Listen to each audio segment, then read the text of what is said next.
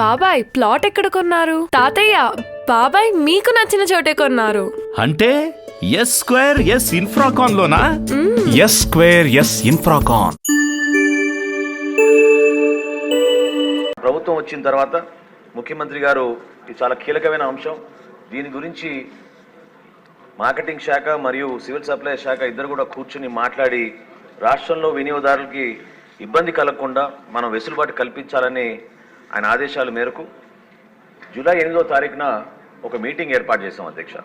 ఈ సమావేశంలో wholesale dealers, big retailers అధ్యక్ష, అంటే మన డిమార్ట్, రిలయన్స్ వంటి పెద్ద సంస్థలను కూడా ఆహ్వానించి వివిధ జిల్లాల నుంచి రైస్ మిల్లర్స్ అసోసియేషన్, అదేవిధంగా ఏపీ ఛాంబర్ ఆఫ్ కామర్స్ నుంచి అక్కడున్న గౌరవ సభ్యులందరినీ కూడా ఆహ్వానించి రాష్ట్ర వ్యాప్తంగా మన ప్రభుత్వం వచ్చిన తర్వాత కొన్ని చర్యలు తీసుకోవాల్సిన అవసరం ఖచ్చితంగా ఉంది.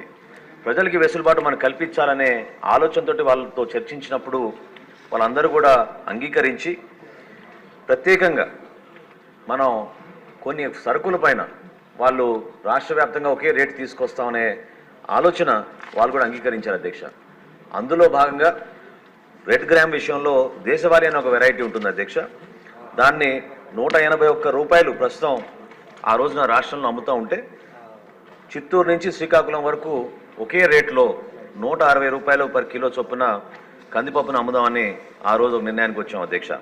అదేవిధంగా steam rice super fine variety Sona Masoori అంటారు అధ్యక్ష, అది 55 రూపాయలు 85 పైసలు ఉంటే ఆ రైస్ని కూడా వాళ్ళు 49 రూపాయలకి అమ్మడానికి అంగీకరించారు. రా రైస్ ఎక్కువగా మన రాష్ట్రంలో వాడేది రా రైస్ అధ్యక్ష, అది కూడా 52 రూపాయల 40 పైసలు ఉంటే సూపర్ ఫైన్ వెరైటీ దాన్ని 48 రూపాయలకే వాళ్ళు విక్రయించడానికి ముందుకు వచ్చారు అధ్యక్ష. తదనంతరం 11 జూలై నుంచి రాష్ట్ర వ్యాప్తంగా 153 స్పెషల్ కౌంటర్స్ ఏర్పాటు చేసాం అధ్యక్ష. అందులో 86 రైతు బజార్లో ఉన్నాయి, 707 మండల హెడ్ క్వార్టర్స్లో ఉన్నాయి, 308 వివిధ మున్సిపాలిటీలు ఏర్పాటు చేశాం.